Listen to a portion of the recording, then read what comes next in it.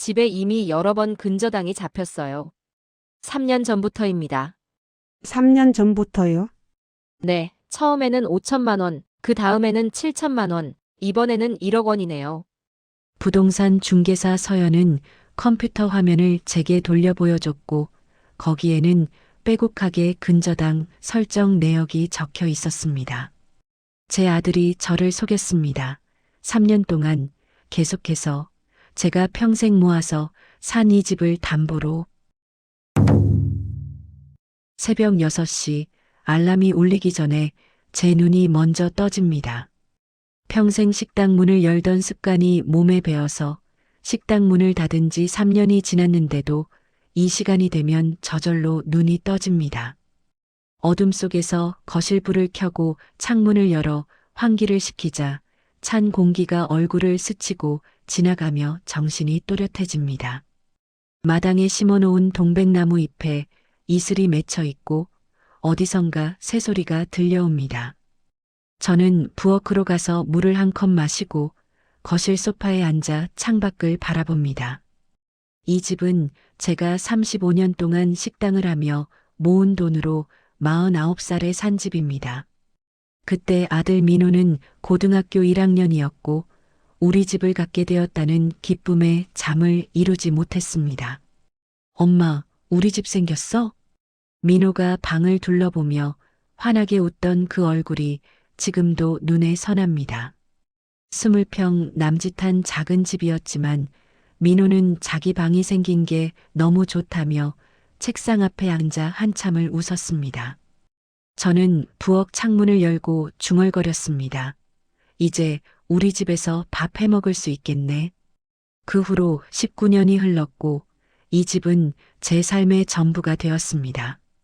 아들이 대학을 가고 취직을 하고 독립을 해서 나간 뒤에도 저는 혼자 이 집을 지키며 살아왔습니다. 벽지를 2번 바꿨고 보일러를 1번 교체했으며 마당의 동백나무는 제 키보다 훨씬 크게 자랐습니다. 저는 자리에서 일어나 천천히 집안을 둘러봅니다. 거실벽에 걸린 민호의 대학 졸업사진, 책장 위에 놓인 낡은 시계, 부엌 싱크대 옆 작은 화분이 보입니다. 하나하나가 제 삶의 흔적이고 제가 살아온 시간의 증거입니다. 식당을 접고 난 뒤 저는 이 집에서 조용히 지내고 있습니다. 한 달에 국민연금 60만 원과 식당 정리할 때 남은 돈 3천만 원이 제 전 재산입니다. 그 돈은 은행에 넣어두고 병원비나 급한 일이 생기면 쓰려고 아껴두고 있습니다. 아침마다 근처 시장에 나가 장을 보고 동네 복지관에서 요가 수업도 다니고 가끔 친구들을 만나 차를 마십니다. 큰 욕심 같은 건 없습니다. 그저 건강하게 아들에게 짐되지 않게 이 집에서 조용히 나이 들어가는 것이 제 바람입니다. 오늘도 저는 밥을 짓고 청소를 하고 마당에 물을 주며 하루를 시작합니다. 민호는 한 달에 1~2번 전화를 하고 명절 때 1번씩 들립니다. 엄마, 잘 지내시죠? 그래, 너도 건강 챙기고. 짧은 통화지만 괜찮습니다. 아들이 건강하고 일 잘하며 제 도움 없이 잘 살아가고 있다는 것만으로도 저는 감사합니다. 거실 창문 너머로 아침 햇살이 쏟아져 들어오고 저는 그 빛을 한참 바라봅니다. 오늘도 평범한 하루가 시작될 것이고 저는 그 평범함 속에서 작은 행복을 느낍니다. 이 집만 있으면 괜찮습니다.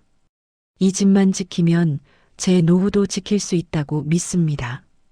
오늘 오전 시장에서 장을 보다가 오랜만에 친구 금자를 만났습니다.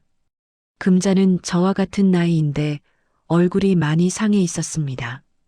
금자야, 무슨 일 있어? 저는 금자의 손을 잡으며 물었고 금자는 한숨을 푹 내쉬더니 고개를 저었습니다. 정순아, 나 큰일 날 뻔했어.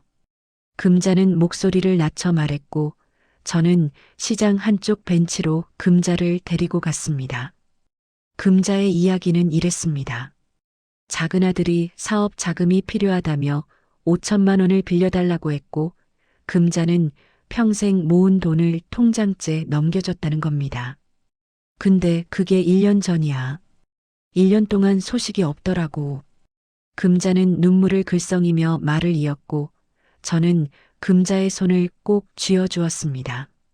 알고 보니 작은 아들은 그 돈으로 주식 투자를 했다가 전부 날렸고 금자에게는 사업이 잘 된다고 거짓말만 늘어놓았다고 합니다.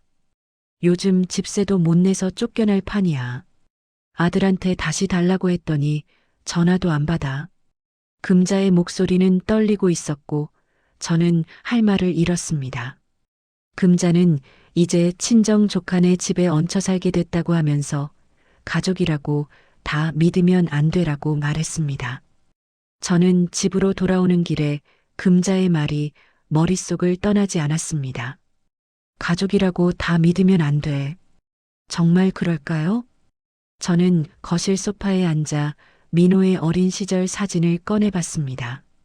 5살 때 민호가 제 손을 꼭 잡고 웃고 있는 사진이었고 그때 민호는 엄마 나 커서 엄마 부자 만들어줄 거야 라고 말했습니다. 그 말이 귀여워서 저는 민호를 안아주며 웃었고 민호는 제 품에서 까르르 웃었습니다. 하지만 지금 민호는 어떤가요? 한 달에 한두 번 전화할 때도 엄마 돈 필요하세요? 그 같은 말은 한 번도 한 적이 없습니다. 오히려 명절 때 만나면 엄마 은행에 돈 좀 있으시죠? 라고 물어보곤 했습니다. 저는 응, 괜찮아. 엄마가 쓸 돈은 있어라고 대답했지만 속으로는 조금 서운했습니다. 민호가 제 형편을 걱정해 주기보다는 제가 돈이 있는지 확인하려는 것처럼 느껴졌기 때문입니다. 저는 사진을 다시 앨범에 넣고 창밖을 바라봤습니다. 가족이라는 건 뭘까요? 피를 나눈 사이라는 건 무조건 믿고 의지해도 되는 관계일까요? 아니면 그 안에도 선이 있어야 하는 걸까요? 저는 평생 민호를 위해 살았습니다. 민호 학원비 내려고 식당 일을 밤늦게까지 했고 민호 대학 등록금 마련하려고 명절도 쉬지 않고 일했습니다. 민호가 대학 졸업하고 취직했을 때 저는 이제 내 할 일은 다 했구나 하고 생각했습니다. 하지만 정말 그럴까요? 자식을 위해 모든 걸 내주는 게 부모의 도리일까요? 아니면 자식도 결국 독립된 인간이니 그들의 삶은 그들이 책임져야 하는 걸까요?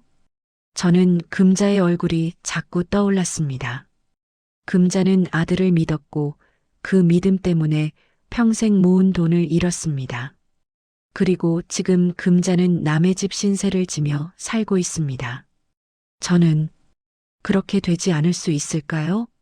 민호는 착한 아이니까 저를 그렇게 배신하지 않을 거라고 믿고 싶습니다. 하지만 금자도 분명 자기 아들을 믿었을 겁니다.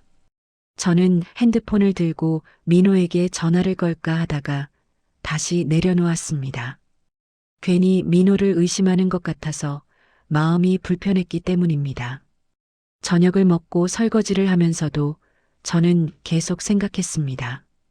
가족과 돈 사이의 선은 어디까지일까요? 자식이 도움을 요청하면 어디까지 도와줘야 하는 걸까요? 그리고 그 도움이 제 노후를 위협한다면 그래도 줘야 하는 걸까요? 저는 답을 찾을 수 없었습니다.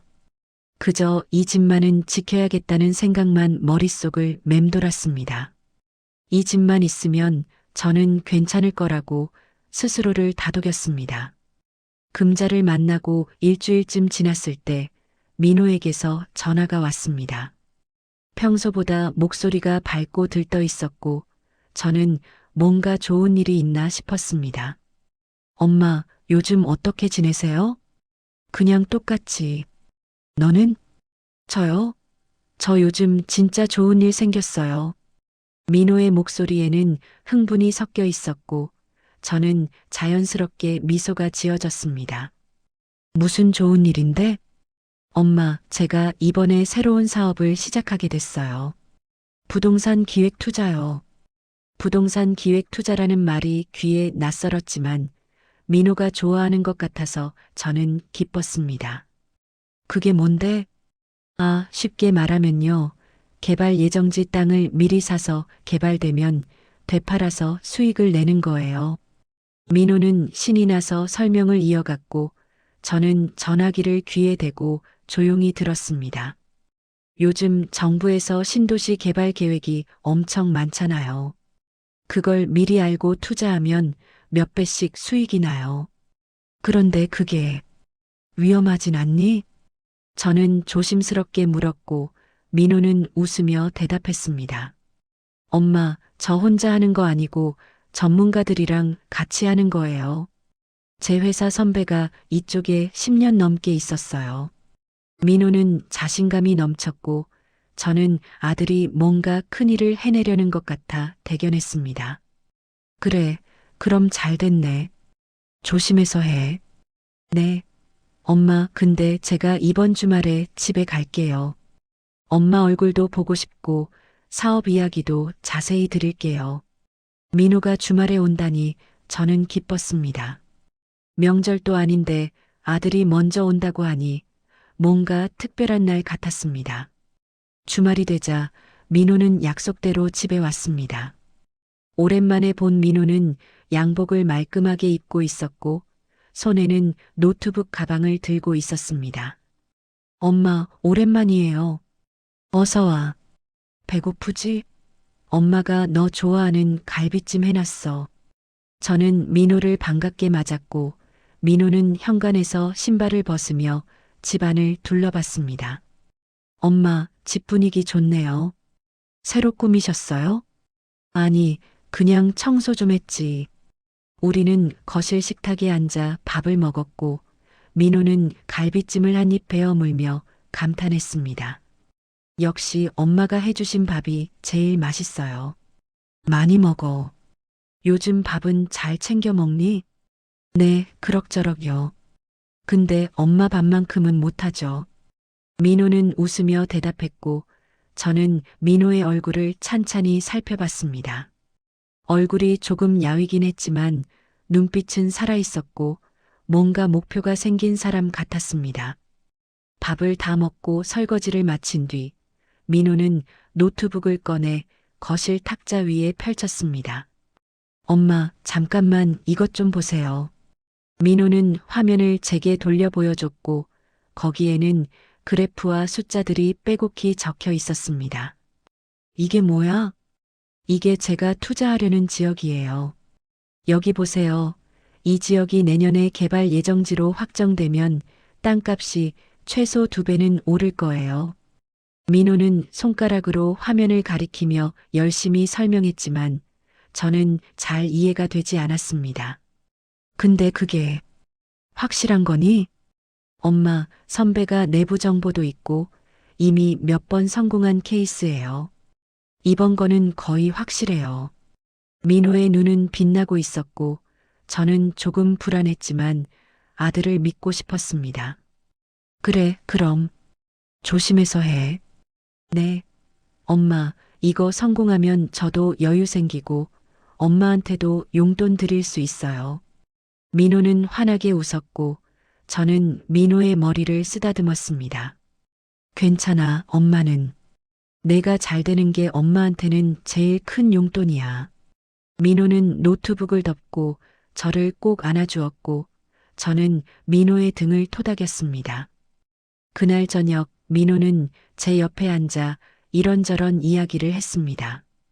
회사 이야기, 친구들 이야기, 그리고 이번 사업이 얼마나 기대되는지. 저는 민호의 이야기를 들으며 고개를 끄덕였고 민호가 행복해 보여서 저도 기뻤습니다. 하지만 한편으로는 금자의 얼굴이 자꾸 떠올랐습니다. 금자의 아들도 처음에는 이렇게 자신감 넘쳤을 거라는 생각이 들었기 때문입니다. 저는 그 생각을 머릿속에서 지워내려 애썼습니다. 민호는 금자의 아들과 다릅니다. 민호는 회사도 다니고 있고 전문가들과 함께 한다고 했으니까요. 저는 스스로를 안심시키며 민호와 함께 TV를 봤습니다. 그날 밤 민호는 제 집에서 자고 다음 날 아침 일찍 떠났습니다. 엄마, 다음에 또 올게요. 건강하세요. 그래, 조심히 가. 저는 현관 앞에서 민호를 배웅했고 민호는 손을 흔들며 계단을 내려갔습니다. 문을 닫고 돌아서니 집이 갑자기 텅 빈 것처럼 느껴졌습니다. 저는 거실 소파에 앉아 창밖을 바라봤습니다. 민호가 새로운 일을 시작한다니 기쁘면서도 왠지 모를 불안감이 가슴 한편에 자리 잡았습니다. 저는 그 불안감을 애써 무시하려 했습니다. 민호를 믿어야 한다고, 아들이 하는 일을 응원해야 한다고 스스로에게 다짐했습니다. 민호가 다녀간 지 한 달쯤 지났을 때 다시 전화가 왔습니다. 이번에는 목소리가 조금 급해 보였고 저는 뭔가 잘못된 건 아닌가 걱정이 됐습니다. 엄마, 지금 통화 괜찮으세요? 응, 괜찮아. 무슨 일이야? 엄마, 저 지금 엄청 좋은 기회가 왔는데 초기 자금이 조금 부족해서요. 민호의 말에 저는 가슴이 철렁했습니다. 돈이 필요한 거니? 네, 근데 엄마한테 돈을 달라는 게 아니고요. 담보만 잠깐 빌려주시면 안 될까요? 담보라는 말에 저는 순간 멈칫했습니다. 담보? 그게 무슨 말이야? 은행에서 대출 받을 때 집을 담보로 잡히는 건데 엄마 돈은 하나도 안 나가요. 그냥 서류상으로만요. 민호는 서둘러 설명했지만 저는 잘 이해가 되지 않았습니다. 근데 그게 위험한 거 아니니? 아니에요, 엄마. 제가 대출금 갚을 거고 엄마는 그냥 이름만 빌려주시는 거예요. 절대 위험 없어요. 민호의 목소리는 확신에 차 있었고 저는 망설였습니다. 민호야, 그래도 집을 담보로 잡힌다는 게 엄마 3개월이면 끝나요. 제가 이번 프로젝트 끝나면 바로 갚을 수 있어요. 제발이요. 민호의 목소리에는 간절함이 묻어났고 저는 가슴이 아팠습니다. 아들이 이렇게까지 부탁하는데 어떻게 거절할 수 있을까요? 엄마가 어떻게 하면 되는데? 제가 묻자 민호는 안도의 한숨을 내쉬었고 빠르게 설명을 이어갔습니다. 이번 주말에 제가 서류 가지고 갈게요. 엄마는 그냥 사인만 해주시면 돼요. 그래도 엄마가 그런 거 잘 모르는데. 괜찮아요, 엄마. 제가 다 알아서 할게요. 그리고 정말 위험한 거면 제가 엄마한테 부탁도 안 해요. 민호는 자신감 있게 말했고 저는 천천히 고개를 끄덕였습니다. 알았어. 그럼 주말에 와. 감사합니다, 엄마. 진짜 3개월만 기다려주세요. 제가 꼭 성공해서 보답할게요. 전화를 끊고 나서 저는 한참을 멍하니 앉아 있었습니다.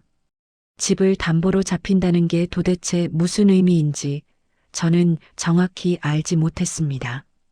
그저 민호가 서류에 사인만 하면 된다고 했으니 큰 문제는 없겠거니 생각했습니다. 하지만 가슴 한편이 계속 무거웠고 불안감이 사라지지 않았습니다. 주말이 되자 민호는 약속대로 집에 왔습니다. 이번에는 손에 서류 봉투를 들고 있었고 표정이 조금 긴장해 보였습니다. 엄마, 서류 가져왔어요. 민호는 거실 탁자 위에 서류를 펼쳤고 저는 그 서류를 내려다봤습니다. 글씨가 빼곡하게 적혀 있었고 어려운 용어들이 가득했습니다. 이게 뭐야? 이건 근저당 설정 계약서예요.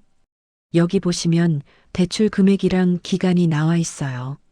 민호는 손가락으로 서류를 가리키며 설명했지만 저는 도무지 이해가 되지 않았습니다. 얼마나 되는데? 1억이요. 근데 제가 3개월 안에 다 갚을 거니까 걱정 마세요. 1억이라는 숫자에 저는 숨이 막혔습니다. 1억? 그렇게 큰 돈을? 엄마, 괜찮아요. 저 이번 프로젝트 성공하면 2억도 벌 수 있어요. 1억은 금방 갚아요. 민호는 서둘러 말했고 저는 서류를 다시 내려다봤습니다. 글씨가 너무 작아서 눈이 침침했고 무슨 내용인지 하나도 알 수가 없었습니다. 엄마, 여기 도장 찍으시고 여기 사인해 주시면 돼요. 민호는 빨간 펜을 꺼내 표시를 해뒀고 저는 그 자리를 멍하니 바라봤습니다. 민호야, 이거 정말 괜찮은 거지? 네, 엄마. 제가 책임질게요.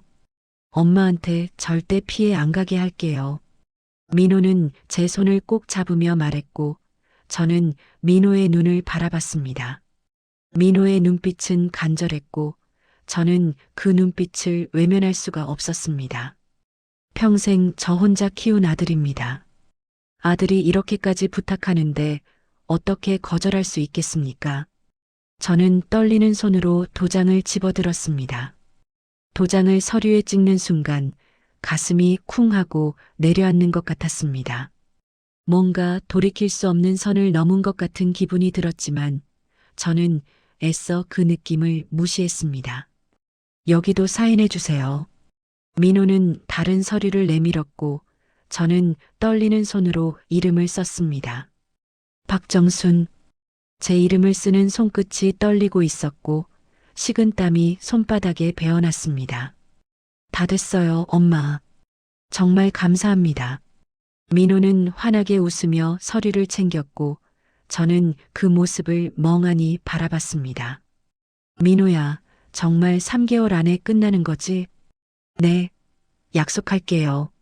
제가 꼭 성공해서 엄마 안심시켜 드릴게요. 민호는 제 어깨를 두드리며 말했고 저는 억지로 미소를 지었습니다. 그날 저녁 민호는 급한 일이 있다며 일찍 떠났습니다. 저는 혼자 거실에 앉아 창밖을 바라봤습니다.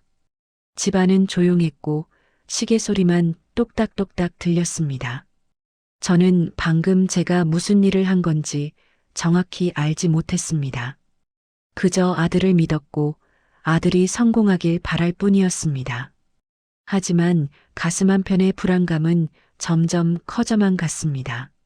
서류에 도장을 찍고 민호를 보낸 그날 밤, 저는 잠을 이룰 수가 없었습니다.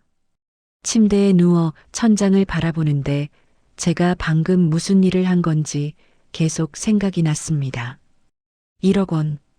그 숫자가 머릿속에서 맴돌았고 가슴이 답답해져서 일어나 앉았습니다.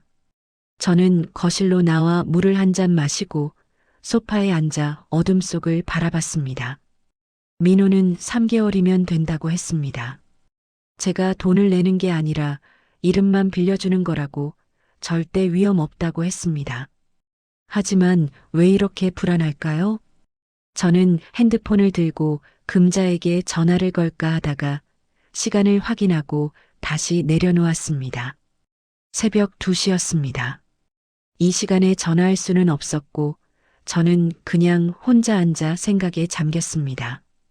금자는 아들에게 5천만 원을 통장째에 넘겨줬다가 전부 잃었습니다.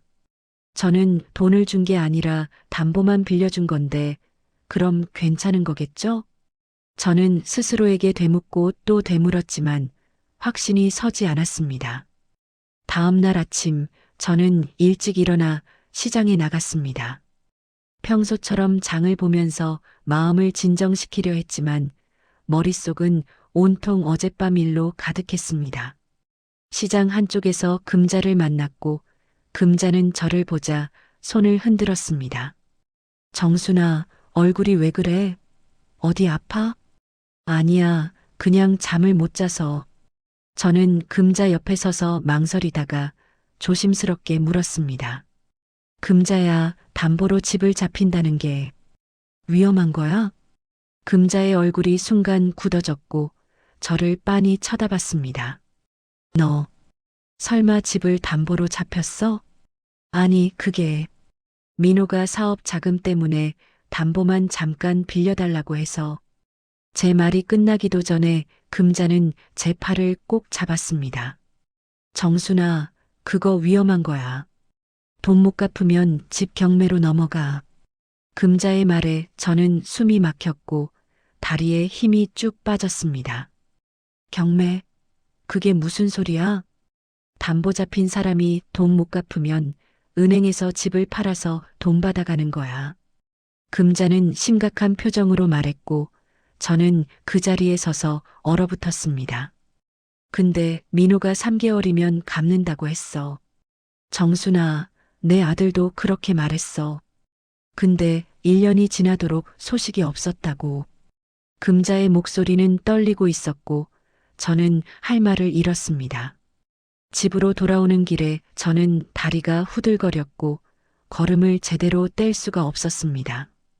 현관문을 열고 들어와 소파에 주저앉았고 두 손으로 얼굴을 감쌌습니다. 제가 도대체 무슨 짓을 한 걸까요? 민호를 믿고 싶었습니다. 민호는 착한 아이고 제게 거짓말을 하지 않을 거라고 믿고 싶었습니다. 하지만 금자의 말이 머릿속에서 떠나지 않았습니다. 담보 잡힌 사람이 돈 못 갚으면 은행에서 집을 팔아서 돈 받아가는 거야. 저는 떨리는 손으로 민호에게 전화를 걸었습니다. 엄마, 왜요? 민호의 목소리는 밝았고 저는 떨리는 목소리로 물었습니다. 민호야, 담보로 집을 잡히면 경매로 넘어갈 수도 있다며? 전화기 너머로 잠시 침묵이 흘렀고 민호는 한숨을 내쉬었습니다. 엄마, 누가 그런 소리 했어요? 걱정하지 마세요. 제가 3개월 안에 꼭 갚을 거예요. 근데 만약에 못 갚으면 어떻게 돼? 엄마, 저 회사 다니고 있잖아요. 설령 프로젝트가 안 돼도 제 월급으로 천천히 갚을 수 있어요. 민호는 자신감 있게 대답했지만 저는 가슴이 답답했습니다. 그래, 알았어. 엄마, 제 말 믿으세요. 절대 엄마한테 피해 안 가게 할게요. 전화를 끊고 나서 저는 한참을 멍하니 앉아 있었습니다. 민호를 믿어야 합니다. 민호는 제 아들이고 평생 저를 배신한 적이 없습니다. 하지만 금자의 아들도 처음에는 그랬을 거라는 생각이 자꾸만 들었습니다. 저는 방으로 가서 옷장 깊숙이 넣어둔 집 등기부등본을 꺼냈습니다. 19년 전 이 집을 샀을 때 받은 서류였고 저는 그 서류를 펼쳐봤습니다. 소유자 박정순, 제 이름이 또박또박 적혀 있었고 저는 그 글씨를 한참 동안 바라봤습니다. 이 집은 제가 35년 동안 식당을 하며 모은 돈으로 산 집입니다. 제 인생의 전부이고 제 노후의 전부입니다. 이 집을 잃으면 저는 어디서 어떻게 살아야 할까요? 저는 등기부등본을 다시 옷장에 넣고 거실로 나왔습니다. 창밖으로 해가 지고 있었고 붉은 노을이 하늘을 물들이고 있었습니다. 저는 창가에 서서 그 노을을 바라보며 중얼거렸습니다. 괜찮을 거야. 민호가 잘할 거야. 스스로를 다독이는 말이었지만 목소리는 떨리고 있었습니다. 밤이 되자 저는 다시 잠을 이루지 못했고 천장을 바라보며 뒤척였습니다. 3개월. 민호가 약속한 시간입니다. 3개월만 지나면 모든 게 끝나고 저는 다시 평온한 일상으로 돌아갈 수 있을 겁니다. 저는 그렇게 믿으려 애썼습니다. 하지만 가슴 한편의 불안감은 사라지지 않았고 오히려 점점 더 커져만 갔습니다. 서류에 도장을 찍은 지 한 달이 지났습니다. 처음 며칠은 불안해서 잠도 제대로 자지 못했지만 시간이 지나면서 조금씩 마음이 안정되었습니다. 민호는 일주일에 한 번씩 전화를 했고 엄마 잘 진행되고 있어요 라고 말했습니다. 저는 민호의 목소리를 듣고 안심했고 다시 평소의 일상으로 돌아갔습니다. 아침마다 시장에 나가고 복지관에서 요가 수업을 듣고 친구들과 차를 마셨습니다. 겉으로 보기에는 아무 일도 없는 것처럼 보였습니다. 하지만 가끔씩 우편함을 확인할 때면 가슴이 두근거렸고 혹시 이상한 우편물이 와 있지 않을까 불안했습니다. 다행히 한 달 동안은 아무런 우편물도 없었고 저는 조금씩 긴장을 풀어갔습니다. 어느 날 오후 저는 마당에 물을 주고 있었습니다. 동백나무 잎이 햇살을 받아 반짝이고 있었고 저는 그 모습을 보며 잠시 미소를 지었습니다. 그때 민호에게서 전화가 왔습니다. 엄마, 지금 괜찮으세요? 응, 괜찮아. 무슨 일이야? 아, 아무것도 아니고요. 그냥 엄마 목소리 듣고 싶어서요. 민호의 목소리는 평소보다 조금 처져 있었고 저는 이상하다는 생각이 들었습니다. 너 목소리가 안 좋은데 어디 아프니? 아니에요. 요즘 일이 좀 많아서 피곤할 뿐이에요. 밥은 잘 먹고 다니고? 네, 걱정 마세요. 민호는 짧게 대답하고는 곧 전화를 끊었고 저는 핸드폰을 내려다보며 미간을 찌푸렸습니다. 평소 민호는 전화할 때 이런저런 이야기를 많이 했는데 오늘은 이상하게 말수가 적었습니다. 하지만 저는 그냥 피곤해서 그런 거라고 생각하며 넘어갔습니다. 그로부터 일주일 뒤 저는 복지관 요가 수업을 마치고 나오는 길에 금자를 만났습니다. 금자는 저를 보자 얼굴이 환해졌고 제 팔을 잡았습니다. 정순아, 요즘 어때? 그 일은 잘 되고 있어? 응, 민호가 잘하고 있대. 저는 웃으며 대답했지만 금자는 여전히 걱정스러운 표정이었습니다. 그래도 조심해.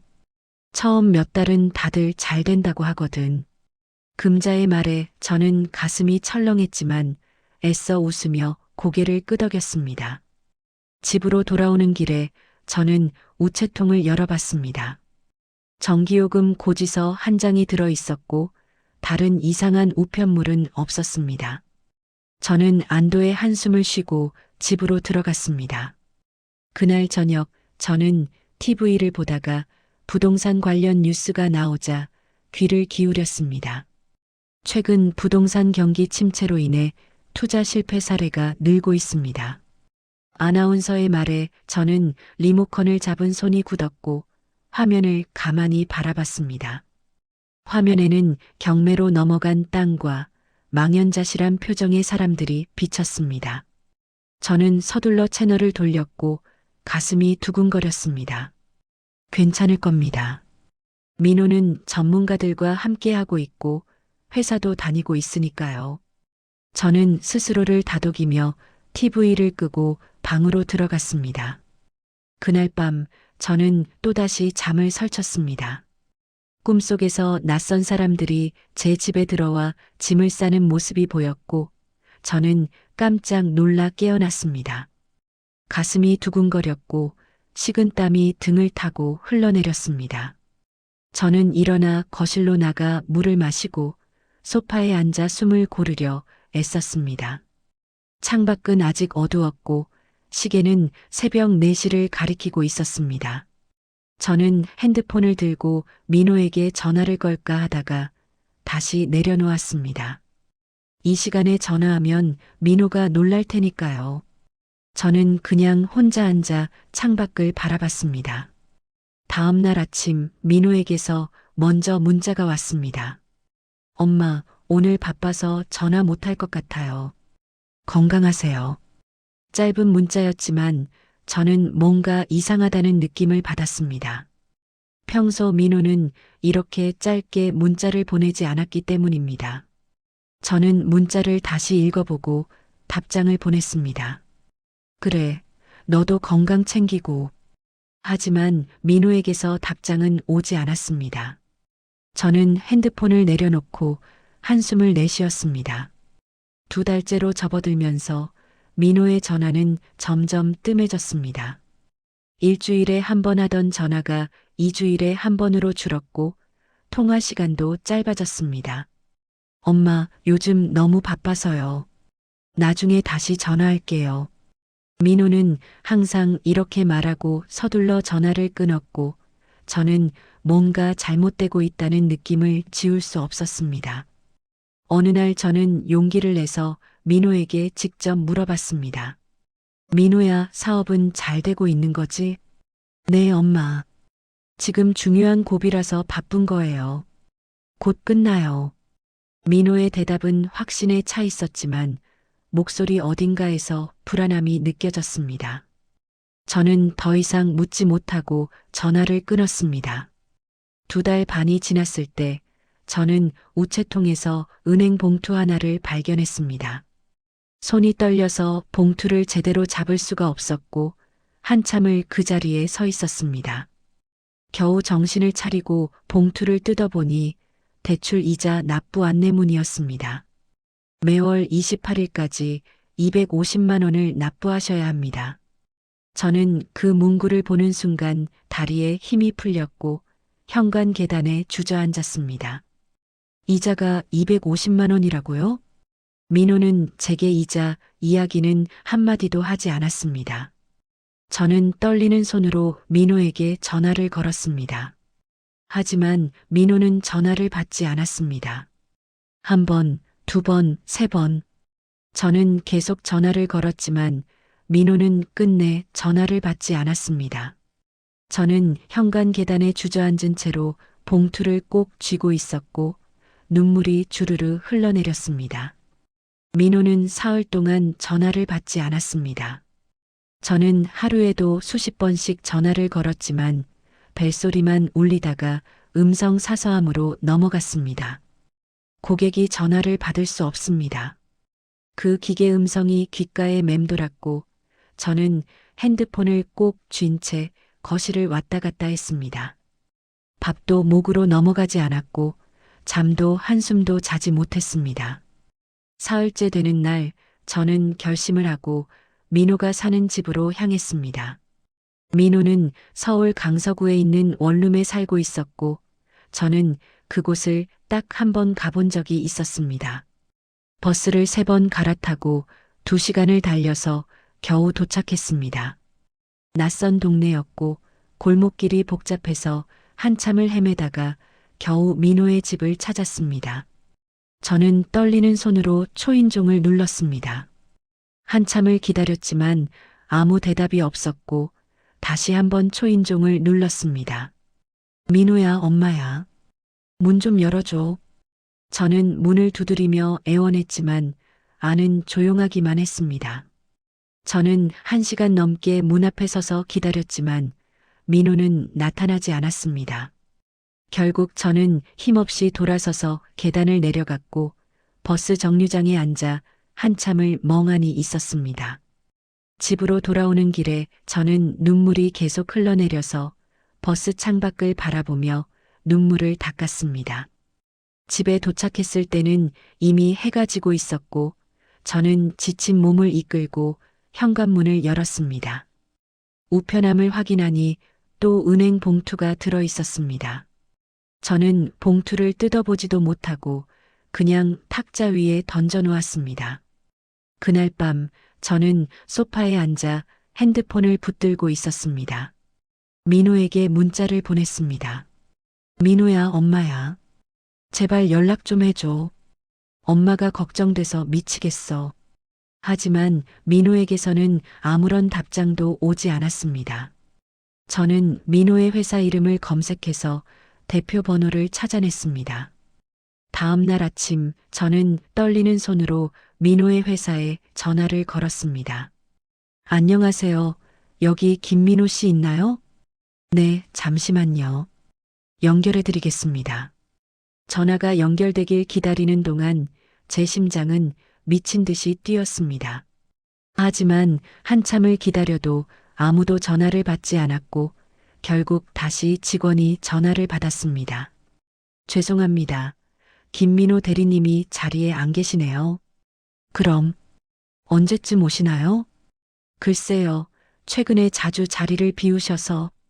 직원의 말에 저는 가슴이 철렁 내려앉았고 겨우 목소리를 내어 물었습니다. 혹시 휴가 중이신가요? 그건 제가 잘 모르겠습니다. 죄송합니다. 전화를 끊고 나서 저는 한참을 멍하니 앉아 있었습니다. 민호가 회사에도 나가지 않는다니 도대체 무슨 일이 일어난 걸까요? 저는 금자에게 전화를 걸었습니다. 금자야, 나 좀 도와줘. 민호가 연락이 안 돼. 금자는 제 말을 듣고 바로 집으로 왔고 저는 금자 앞에서 그동안의 일을 털어놨습니다. 은행에서 온 이자 고지서, 민호의 연락 두절, 회사에도 나가지 않는다는 것까지. 금자는 제 이야기를 듣고 심각한 표정으로 고개를 저었습니다. 정순아, 이거 심상치 않아. 빨리 확인해 봐야 해. 어떻게? 등기부등본 떼어봐. 내 집에 정말 근저당이 잡혔는지 확인해야 돼. 금자의 말에 저는 고개를 끄덕였고 다음 날 바로 동사무소로 향했습니다. 동사무소 직원에게 등기부등본을 신청했고 얼마 뒤 서류를 받아들었습니다. 저는 떨리는 손으로 서류를 펼쳤습니다. 근저당권 설정 1억 원, 채권자 우리은행. 그 글씨를 본 순간 눈앞이 캄캄해졌고 다리에 힘이 쭉 빠졌습니다. 옆에 있던 금자가 제 팔을 붙잡아줬고 저는 겨우 넘어지지 않을 수 있었습니다. 정순아, 괜찮아? 금자야, 이거 정말이야. 내 집이. 저는 말을 잇지 못하고 서류를 꼭 쥐었고 눈물이 주르르 흘러내렸습니다. 금자는 저를 밖으로 데리고 나와 벤치에 앉혔고 제 등을 토닥였습니다. 정순아, 울지 마. 아직 방법이 있을 거야. 하지만 저는 눈물을 멈출 수가 없었습니다. 집으로 돌아와서도 저는 계속 울었고 밤이 되어서야 겨우 눈물이 멈췄습니다. 탁자 위에는 은행에서 온 봉투들이 쌓여 있었고 저는 그 봉투들을 하나하나 뜯어봤습니다. 첫 번째 이자 연체 안내, 두 번째 이자 연체 안내, 담보권 실행 예고. 봉투를 뜯을 때마다 손이 떨렸고 마지막 봉투를 펼쳤을 때 저는 숨이 막혔습니다. 담보권 실행 예고서 본건에 대한 채무 불이행으로 인하여 담보물건에 대한 경매 절차를 진행할 예정입니다. 경매. 그 단어가 눈에 박혔고 저는 서류를 떨어뜨렸습니다. 제 집이 경매로 넘어간다는 뜻입니다. 저는 그 자리에 주저앉아 두 손으로 얼굴을 감쌌고 온몸이 부들부들 떨렸습니다. 민호는 도대체 어디서 뭘 하고 있는 걸까요? 3개월이면 끝난다고 했는데 이제 석 달이 지났습니다. 민호는 전화도 받지 않고 회사에도 나가지 않고 저는 이제 집마저 잃게 생겼습니다. 저는 바닥에 떨어진 서류를 집어들고 다시 한번 읽어봤습니다. 경매 진행 예정일 다음 달 15일. 한 달. 제게 남은 시간은 딱 한 달뿐이었습니다. 경매 예고서를 받은 그날 밤 저는 한숨도 자지 못했습니다. 서류를 탁자 위에 펼쳐놓고 계속해서 그 글자들을 읽고 또 읽었습니다. 경매 진행 예정일 다음 달 15일. 읽을 때마다 가슴이 무너져 내렸고 숨이 막혔습니다. 새벽이 되어서야 저는 소파에 앉은 채로 잠깐 눈을 붙였고 악몽을 꾸었습니다. 낯선 사람들이 제 집에 들어와서 짐을 내던지고 저는 거리에 쫓겨나 있었습니다. 깜짝 놀라 깨어났을 때는 온몸이 식은땀으로 젖어 있었고 심장이 미친 듯이 뛰고 있었습니다. 저는 일어나 화장실에 가서 찬물로 얼굴을 씻었습니다. 거울 속의 제 얼굴은 창백했고 눈 밑에는 다크서클이 깊게 패여 있었습니다. 어떡하지? 저는 거울 속 제 얼굴을 보며 중얼거렸지만 아무런 답도 떠오르지 않았습니다. 그날 아침 저는 민호에게 마지막으로 문자를 보냈습니다. 민호야, 엄마한테 경매 예고서가 왔어. 제발 연락해줘. 엄마 혼자서는 어떻게 할 수가 없어. 하지만 민호에게서는 여전히 아무런 답장도 오지 않았습니다. 저는 핸드폰을 내려놓고 경매 예고서를 다시 집어들었습니다. 한참을 그 서류를 바라보다가 저는 결심을 했습니다. 혼자서는 안 되겠다. 누군가에게 도움을 청해야겠다고. 저는 옷을 갈아입고 집 근처 부동산 중개소로 향했습니다. 그곳은 제가 19년 전 이 집을 살 때 거래했던 부동산이었고 주인이 바뀌어서 지금은 이서연이라는 젊은 여자분이 운영하고 있었습니다. 부동산 문을 열고 들어가자 서연이 환하게 웃으며 맞아주었습니다. 어머니, 어서 오세요. 무슨 일로 오셨어요? 좀 여쭤볼 게 있어서요. 저는 떨리는 손으로 경매 예고서를 꺼내 책상 위에 올려놓았고 서연의 얼굴이 순간 굳어졌습니다. 어머니, 이게 제가 잘 모르겠어서요. 이게 무슨 뜻인지 좀 설명해 주실 수 있으세요? 서연은 서류를 집어들고 찬찬히 읽어보더니 심각한 표정으로 저를 바라봤습니다. 어머니, 혹시 집을 담보로 대출을 받으셨어요? 아니요. 제가 돈을 빌린 건 아니고 제 아들이. 저는 떨리는 목소리로 그동안의 일을 설명했습니다. 민호가 사업 자금 때문에 담보만 잠시 빌려달라고 했고 3개월이면 끝난다고 해서 서류에 도장을 찍었다고. 서연은 제 이야기를 들으며 고개를 끄덕였고 한숨을 깊게 내쉬었습니다. 어머니, 잠깐만 기다리세요. 제가 등기부등본을 확인해 볼게요. 서연은 컴퓨터 앞에 앉아 빠르게 키보드를 두드렸고 화면을 뚫어지게 바라봤습니다. 저는 의자에 앉아 서연의 표정을 살폈고 점점 굳어지는 그녀의 얼굴을 보며 가슴이 조여왔습니다. 한참 뒤 서연은 천천히 고개를 돌려 저를 바라봤습니다. 어머니, 서연의 목소리는 조심스러웠고 저는 최악을 예감했습니다. 어머니 집에 근저당이 잡힌 게 이번이 처음이 아니에요. 네? 그게 무슨 말이에요? 등기부등본을 보니까 3년 전부터 여러 번 근저당이 설정됐다가 해제됐어요. 서연의 말에 저는 머리가 멍해졌고 무슨 말인지 이해가 되지 않았습니다. 3년 전부터요? 네, 처음에는 5천만 원, 그 다음에는 7천만 원, 이번에는 1억 원이에요. 서연은 화면을 돌려 제게 보여줬고 거기에는 빼곡하게 근저당 설정 내역이 적혀 있었습니다. 저는 화면을 보는 순간 숨이 멎는 것 같았고 의자 팔걸이를 꼭 붙잡았습니다. 그럼 제 아들이 3년 동안 계속 제 집을 담보로. 그런 것 같아요, 어머니. 서연의 말에 저는 눈앞이 캄캄해졌고 온몸에 힘이 쭉 빠졌습니다. 민호가 저를 속였습니다. 이번이 처음이 아니었습니다.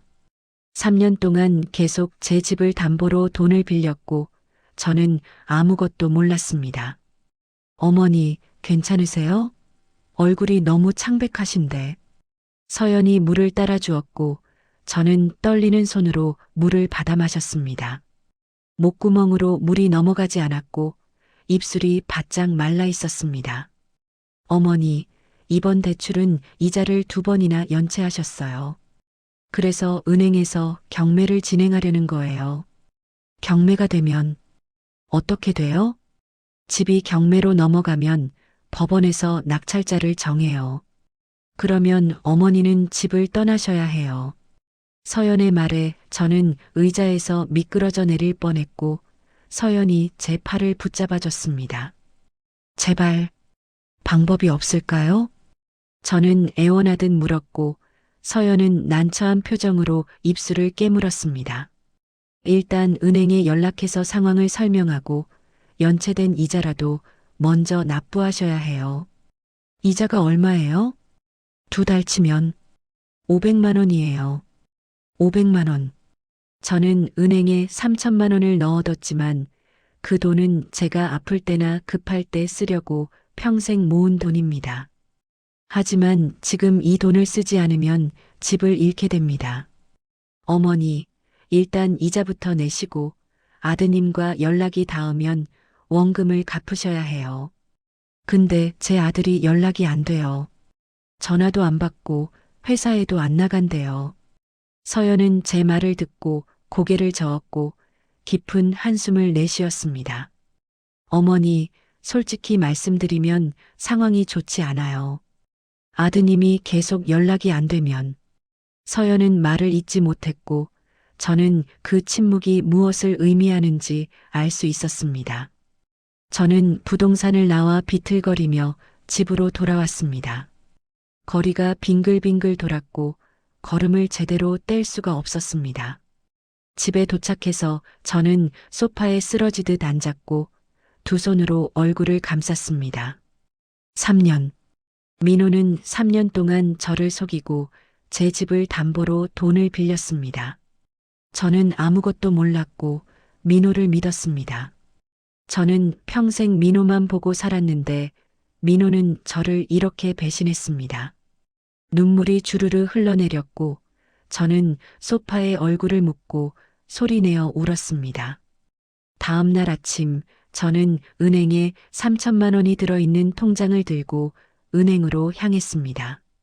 일단 이자라도 내야 경매를 막을 수 있다는 서연의 말이 머릿속을 맴돌았습니다.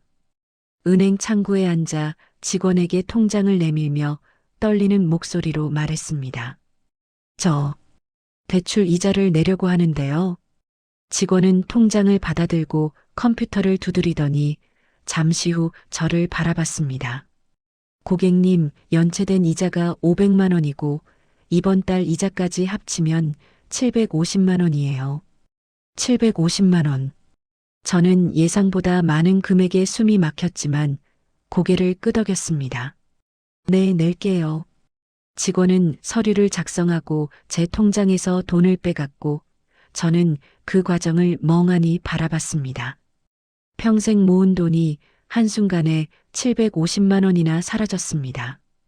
고객님, 그런데 원금은 언제 갚으실 예정이세요? 직원의 질문에 저는 입술을 깨물었고 겨우 대답했습니다. 제 아들이 곧 갚을 거예요. 아, 그러시군요. 그런데 원금을 3달 이내에 갚으시지 않으면 다시 경매가 진행될 수 있어요. 3달.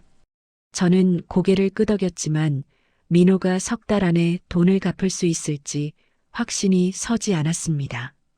은행을 나오는 길에 저는 주머니에서 핸드폰을 꺼내 민호에게 전화를 걸었습니다. 여전히 전화는 받지 않았고 저는 문자를 남겼습니다. 민호야, 엄마가 이자 냈어. 3달 안에 원금 갚아야 해. 제발 연락해줘. 집으로 돌아오는 길에 저는 금자에게 전화를 걸었습니다. 금자야, 나 이자 냈어. 그래. 그럼 일단 경매는 막은 거네. 응, 근데 3달 안에 원금을 갚아야 한대. 1억을 3달 안에? 그게 가능해? 금자의 목소리는 걱정으로 가득했고 저는 대답할 수가 없었습니다. 그날 오후 저는 다시 민호의 집으로 향했습니다. 이번에는 포기하지 않고 밤까지라도 기다려서 꼭 만나야겠다고 결심했습니다. 민호의 집 앞에 도착해서 초인종을 눌렀지만 역시 아무 대답이 없었습니다. 저는 계단 옆에 앉아 기다리기 시작했고 1시간, 2시간이 지났습니다. 해가 지고 어둠이 내렸지만 민호는 나타나지 않았습니다. 저는 배도 고프고 다리도 아팠지만 자리를 뜰 수가 없었습니다. 그때 옆집 문이 열리며 한 젊은 남자가 나왔고 저를 보더니 물었습니다. 혹시 옆집 찾으세요? 네, 제 아들인데. 혹시 김민호 씨 보셨어요? 남자는 고개를 가로저으며 대답했습니다. 아, 그분이요? 한 달 전부터 못 봤는데요. 한 달 전부터요? 네, 원래도 자주 집에 안 계셨는데 요즘은 아예 안 보이더라고요. 남자의 말에 저는 가슴이 철렁 내려앉았습니다. 혹시 어디 갔는지 아세요? 글쎄요, 저도 잘 모르겠어요. 죄송합니다. 남자는 계단을 내려갔고 저는 다시 혼자 남겨졌습니다. 저는 민호에게 다시 전화를 걸었지만 여전히 받지 않았습니다. 밤 9시가 넘어서야 저는 포기하고 집으로 돌아왔습니다. 집에 도착해서 탁자 위에 놓인 민호의 명함을 발견했고 거기 적힌 회사 주소를 확인했습니다. 다음 날 아침 저는 민호의 회사로 향했습니다. 서울 강남구에 있는 작은 빌딩이었고 저는 엘리베이터를 타고 5층으로 올라갔습니다. 회사 입구에 들어서자 젊은 여직원이 저를 맞아주었습니다. 어떻게 오셨어요? 저, 김민호 대리 어머니인데요. 민호 좀 만날 수 있을까요? 여직원은 난처한 표정으로 다른 직원을 불렀고 나이든 남자 직원이 다가왔습니다. 김민호 대리님 어머니시라고요? 네, 제 아들 좀 만나고 싶은데요.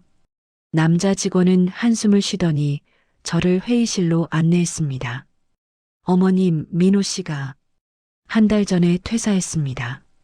그 말에 저는 의자에서 미끄러질 뻔했고 간신히 팔걸이를 붙잡았습니다. 퇴사요? 언제요? 정확히는 한 달 반 전이에요. 갑자기 사표를 내고 나갔습니다.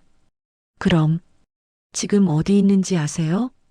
저희도 모릅니다. 그 뒤로 연락이 안 돼요. 남자 직원은 조심스럽게 말을 이었습니다. 어머님, 사실 민호 씨가 회사 돈을 좀 문제가 있었어요. 회사 돈이요?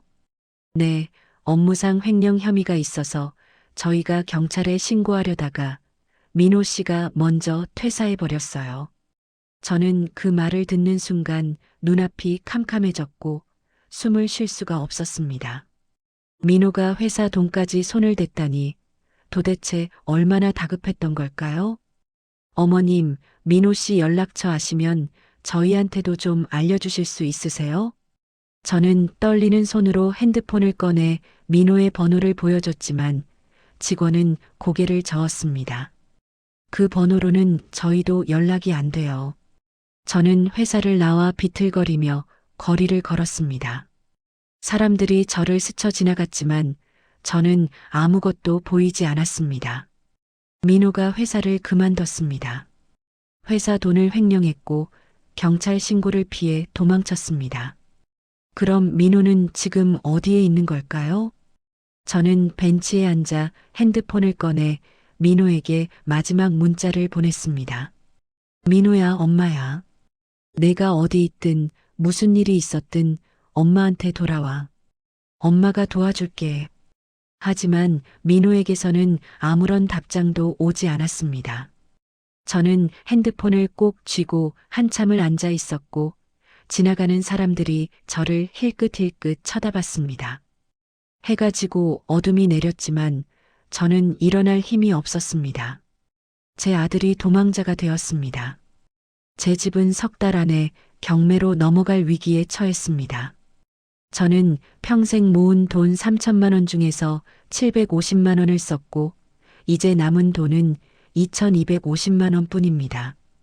1억 원을 석 달 안에 어떻게 마련할 수 있을까요? 저는 벤치에서 일어나 비틀거리며 집으로 향했습니다. 밤하늘에는 별이 하나도 보이지 않았고 차가운 바람만 불어왔습니다. 민호의 회사를 다녀온 지 이틀 뒤 집 초인종이 울렸습니다.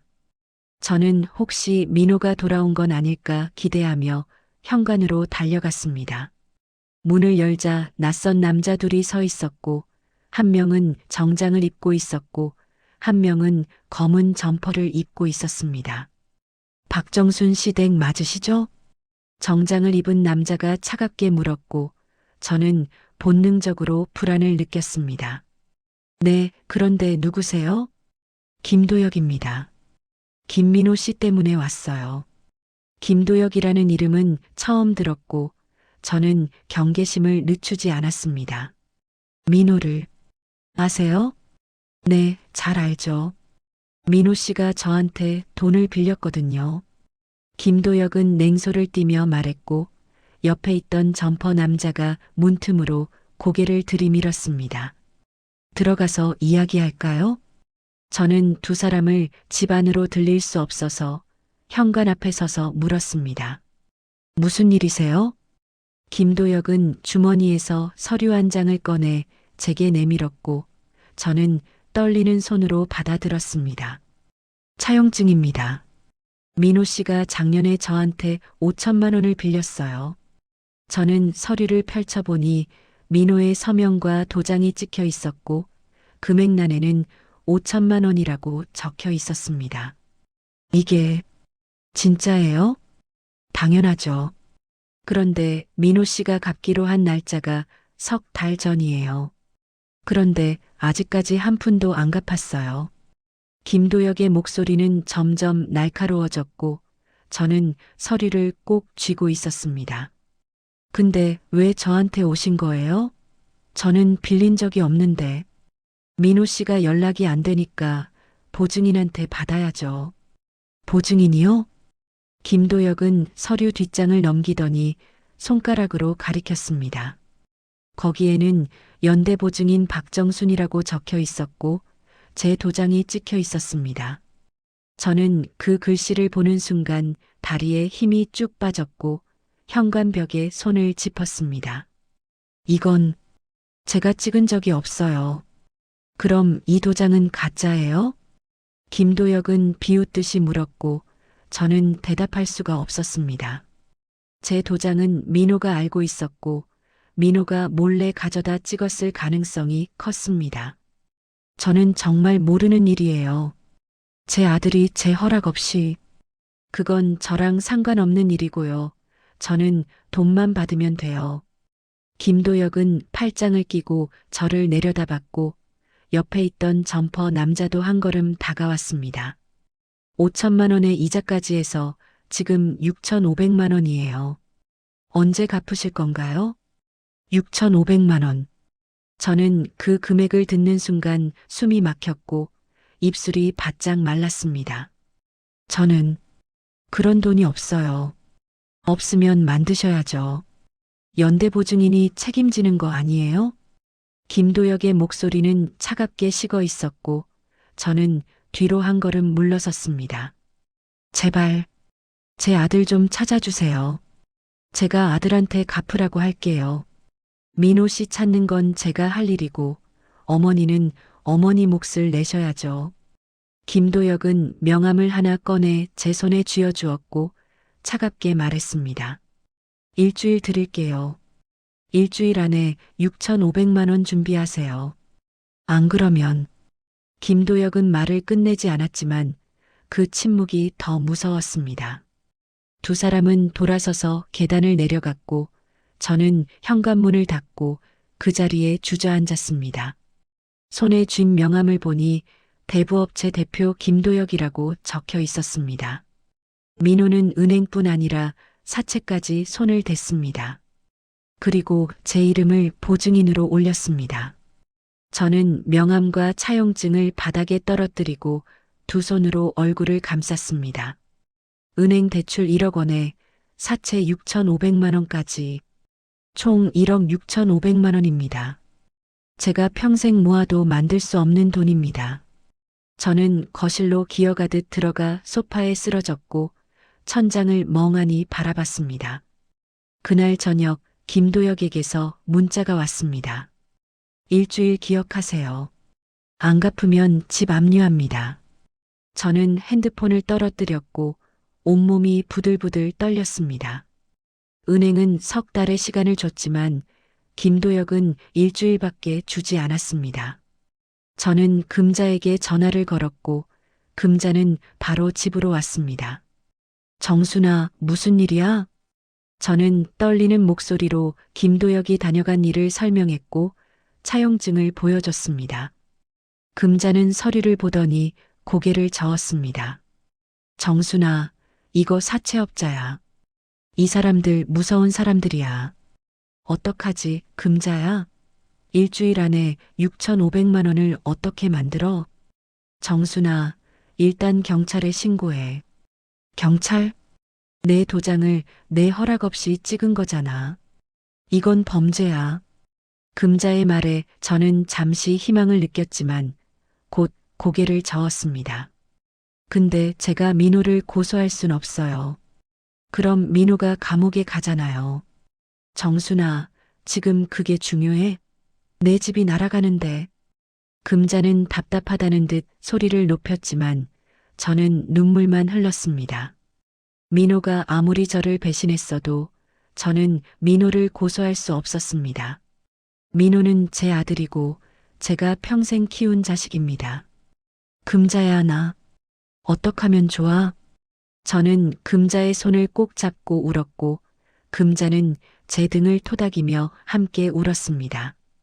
그날 밤 저는 잠들 수 없었고 계속해서 김도혁의 얼굴이 떠올랐습니다. 일주일 안에 6,500만 원 준비하세요. 안 그러면 그 말이 귓가에 맴돌았고 저는 이불을 뒤집어 쓰고 몸을 웅크렸습니다. 새벽이 되어서야 저는 잠깐 눈을 붙였고 악몽을 꾸었습니다. 김도혁이 제 집 문을 부수고 들어와서 짐을 내던지는 꿈이었고 저는 비명을 지르며 깨어났습니다. 온몸이 식은땀으로 젖어 있었고 심장이 터질 듯이 뛰고 있었습니다. 저는 일어나 거실로 나가 물을 마시고 창밖을 바라봤습니다.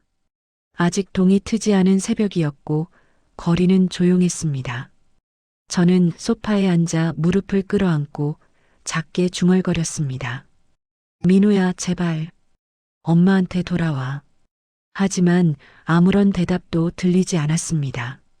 김도혁이 다녀간 지 사흘이 지났습니다. 저는 그 사흘 동안 거의 아무것도 먹지 못했고 밤마다 악몽에 시달렸습니다. 거울을 보니 제 얼굴은 누렇게 뜨고 눈은 푹 꺼져 있었습니다. 친구들이 전화를 해도 받지 않았고 밖에 나가지도 않았습니다. 저는 그냥 집 안에 틀어박혀서 소파에 앉아 멍하니 시간을 보냈습니다.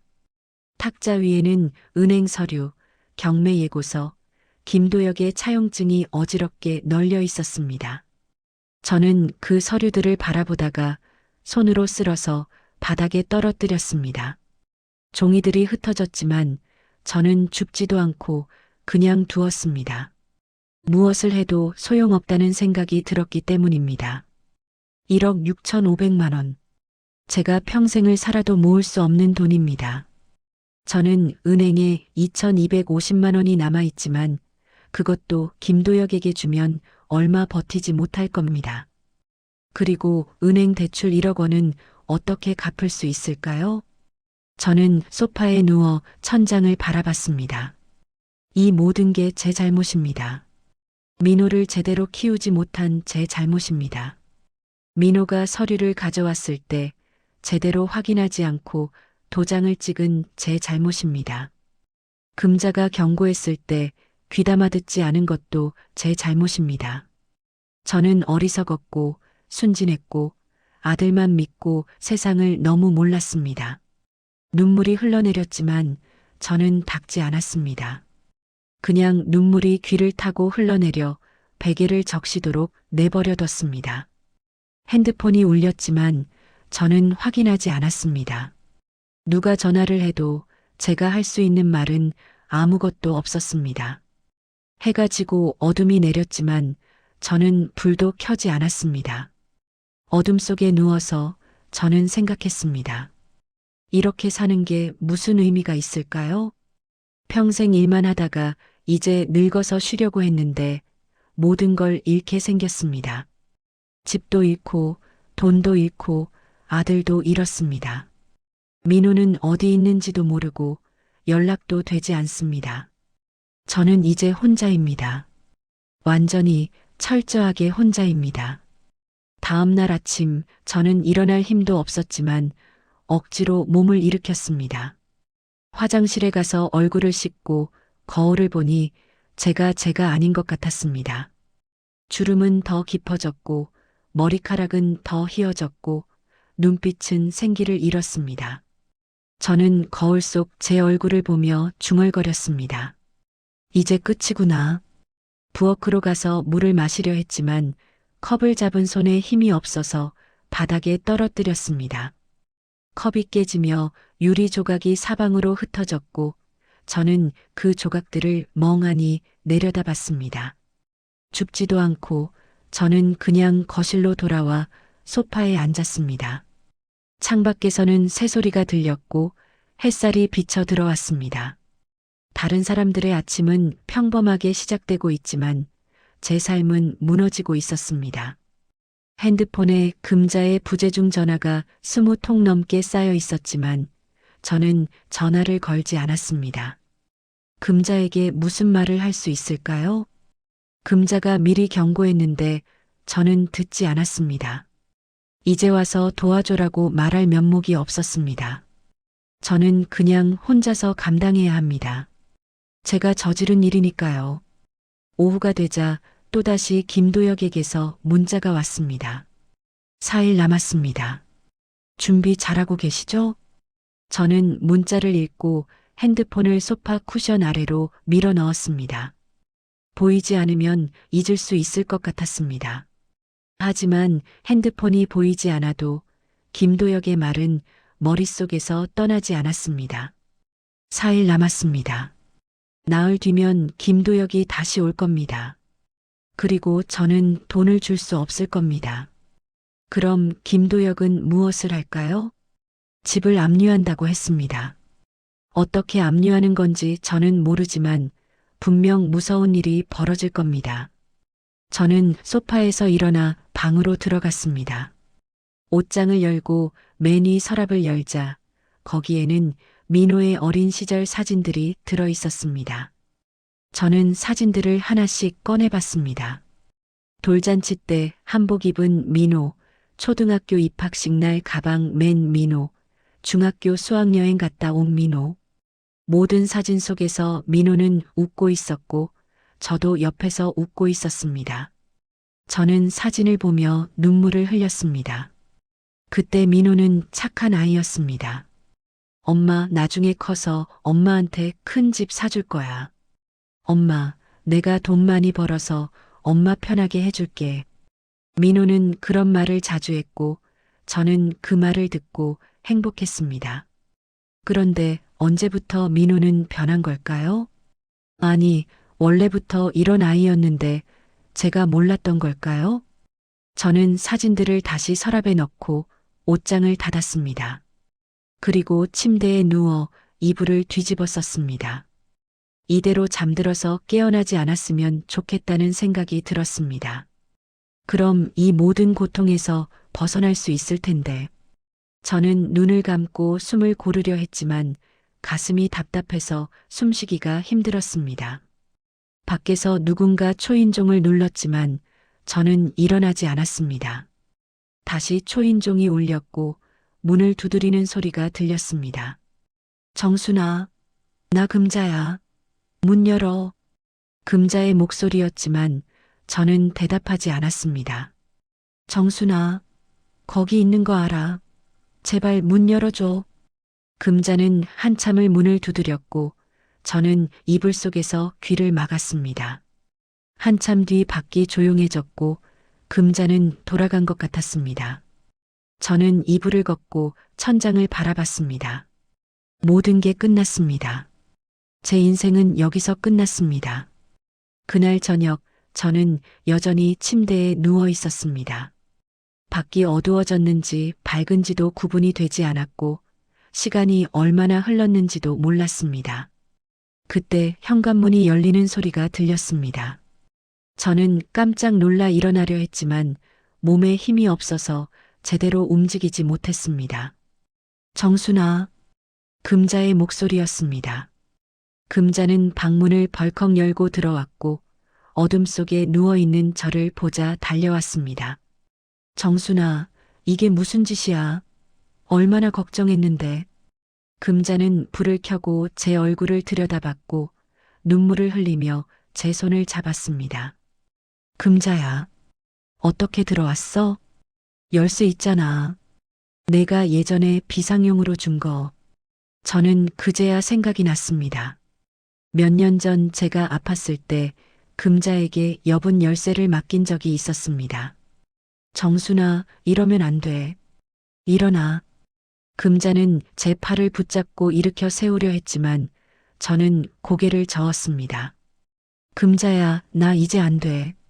모든 게 끝났어. 무슨 소리야? 아직 끝난 게 아니야. 금자는 억지로 저를 일으켜 거실로 데리고 갔고 소파에 앉혔습니다. 너 밥 먹었어? 저는 대답하지 않았고 금자는 부엌으로 가더니 냉장고를 열어봤습니다. 이게 뭐야? 냉장고에 아무것도 없잖아. 며칠 동안 굶은 거야? 금자는 황급히 밥을 지었고 계란을 풀어 국을 끓였습니다. 저는 소파에 앉아 멍하니 금자의 뒷모습을 바라봤습니다. 한참 뒤 금자는 국밥 한 그릇을 들고 와서 제 앞에 놓았습니다. 먹어. 일단 먹고 이야기하자. 금자야, 나 먹고 싶지 않아. 먹어. 안 그러면 내가 떠먹여 줄 거야. 금자는 화를 내듯 말했고 저는 할 수 없이 숟가락을 들었습니다. 한 숟가락 떠서 입에 넣자 눈물이 주르르 흘러내렸습니다. 따뜻한 밥이 목구멍으로 넘어가는데 제 가슴은 차갑게 식어 있었습니다. 금자는 제 옆에 앉아 제 등을 토닥이며 말했습니다. 정순아, 울지 마. 방법이 있어. 무슨 방법이 있어? 1억 6천만 원을 어떻게 만들어? 들어봐. 내가 알아봤어. 법률구조공단이라는 데가 있어. 법률구조공단? 저는 그 이름을 처음 들었고 고개를 들어 금자를 바라봤습니다. 그게 뭐야? 경제적으로 어려운 사람들한테 무료로 법률 상담을 해주는 곳이야. 변호사도 연결해줘. 금자는 핸드폰을 꺼내 화면을 보여줬고 거기에는 법률구조공단 홈페이지가 떠 있었습니다. 여기 가면 내 상황을 설명하고 도움을 받을 수 있어. 근데 그게 소용이 있을까? 모르지. 하지만 아무것도 안 하고 포기하는 것보다는 나아. 금자의 말에 저는 잠시 생각에 잠겼습니다. 정말 방법이 있을까요? 정순아, 너 지금 이대로 집 잃을 거야? 평생 모아서 산 집을? 금자의 말에 저는 가슴이 철렁했습니다. 이 집은 제가 35년 동안 식당을 하며 모은 돈으로 산 집입니다. 이 집을 잃으면 저는 아무것도 남지 않습니다. 금자야, 근데 나는 법 같은 거 잘 몰라. 그래서 법률구조공단에 가는 거잖아. 걔네가 다 알려줘. 금자는 제 손을 꼭 잡으며 말을 이었습니다. 정순아, 민호가 너한테 한 짓은 범죄야. 내 도장을 무단으로 사용한 것도 내 집을 담보로 몰래 대출받은 것도 다 범죄야. 근데 민호가 내 아들인데 아들이라도 잘못한 건 잘못한 거야. 내가 희생할 필요 없어. 금자의 목소리는 단호했고 저는 고개를 숙였습니다. 마음 한편으로는 금자의 말이 맞다는 걸 알고 있었습니다. 하지만 민호를 고소한다는 것은 제게 너무 가혹한 선택이었습니다. 정순아, 일단 상담만이라도 받아봐. 그리고 내가 어떤 선택을 할 수 있는지 알아보자. 저는 천천히 고개를 끄덕였습니다. 금자의 말이 맞습니다. 이대로 포기하면 모든 게 끝입니다. 하지만 방법을 찾아보면 혹시 길이 보일지도 모릅니다. 알았어, 금자야. 내일 가볼게. 내가 같이 갈게. 혼자 가면 또 포기할 것 같으니까. 금자는 제 손을 꼭 쥐었고 저는 그 따뜻함에 눈물이 났습니다. 밥을 다 먹고 나니 조금 기운이 돌았고 금자는 설거지를 하며 말했습니다. 정순아, 너 혼자가 아니야. 내가 있잖아. 그 말에 저는 고개를 끄덕였고 오랜만에 작은 희망을 느꼈습니다. 그날 밤 금자는 제 집에서 자고 갔고 저는 금자 옆에 누워 잠을 청했습니다. 여전히 잠은 오지 않았지만 혼자가 아니라는 사실이 위로가 되었습니다. 다음 날 아침 금자는 일찍 일어나 아침을 차려주었고 저를 깨웠습니다. 정순아, 일어나. 씻고 밥 먹고 출발하자. 저는 침대에서 일어나 화장실로 갔고 거울 속 제 얼굴을 봤습니다. 여전히 창백하고 눈은 푹 꺼져 있었지만 어제보다는 조금 나아 보였습니다. 저는 얼굴을 씻고 옷을 갈아입었고 금자와 함께 밥을 먹었습니다. 금자야, 고마워. 뭐가 고마워? 친구 좀 도와주는 거지. 금자는 웃으며 대답했지만 저는 금자가 없었다면 제가 어떻게 됐을지 상상하기 싫었습니다. 아침을 먹고 우리는 법률구조공단으로 향했습니다. 버스를 타고 시청 근처까지 갔고 그곳에서 법률구조공단 건물을 찾았습니다. 건물 앞에 서자 저는 긴장이 되어서 발이 떨어지지 않았습니다. 정순아, 괜찮아. 들어가자. 금자가 제 손을 잡아주었고 저는 용기를 내어 건물 안으로 들어갔습니다. 접수대에 앉은 직원에게 상황을 설명하자 직원은 친절하게 상담 신청서를 내밀었습니다. 작성하시고 기다리시면 상담사가 불러드릴 거예요. 저는 떨리는 손으로 신청서를 작성했고 대기실 의자에 앉아 기다렸습니다. 주변에는 저와 비슷한 나이의 사람들이 앉아 있었고 모두 힘든 표정을 짓고 있었습니다. 저만 이런 일을 겪는 게 아니구나 하는 생각에 조금 위로가 되었습니다. 한참 뒤 제 이름이 불렸고 저는 금자와 함께 상담실로 들어갔습니다. 상담사는 50대쯤 되어 보이는 여자분이었고 따뜻한 미소로 저를 맞아주었습니다. 어서 오세요. 앉으세요. 무슨 일로 오셨어요? 저는 떨리는 목소리로 그동안의 일을 설명하기 시작했습니다. 민호가 집을 담보로 대출을 받은 일, 사채까지 손을 댄 일, 제 도장을 무단으로 사용한 일. 상담사는 제 이야기를 조용히 듣고 있었고 가끔 고개를 끄덕이며 메모를 했습니다. 이야기를 다 끝내자 상담사는 서류를 정리하며 말했습니다. 어머니, 일단 방법이 있습니다. 상담사의 그 말을 듣는 순간 저는 가슴이 두근거렸고 금자의 손을 꼭 잡았습니다. 첫째, 무단으로 도장을 사용한 것은 명백한 사문서 위조입니다. 경찰에 신고할 수 있어요. 근데 그럼 제 아들이 네, 처벌받을 수 있습니다. 하지만 그게 어머니를 지키는 유일한 방법일 수도 있어요. 상담사는 조심스럽게 말했고 저는 입술을 깨물었습니다. 둘째, 은행 대출에 대해서는 경매 유예 신청을 할 수 있습니다. 어머니가 채무자가 아니라 담보 제공자라는 점을 증명하면 시간을 벌 수 있어요. 경매를 막을 수 있어요? 완전히 막을 수는 없지만 최소 6개월에서 1년은 시간을 벌 수 있습니다. 6개월에서 1년. 그 시간이면 민호를 찾아서 해결 방법을 모색할 수 있을지도 모릅니다. 셋째, 사채업자에 대해서는 불법 추심 신고를 하세요. 폭력적인 추심은 범죄입니다. 상담사는 서류를 작성하며 설명을 이어갔고 저는 한 글자 한 글자 새겨들었습니다. 어머니, 제가 변호사님 한 분을 연결해 드릴게요. 무료로 도와주실 거예요. 정말요? 그런 분이 계세요?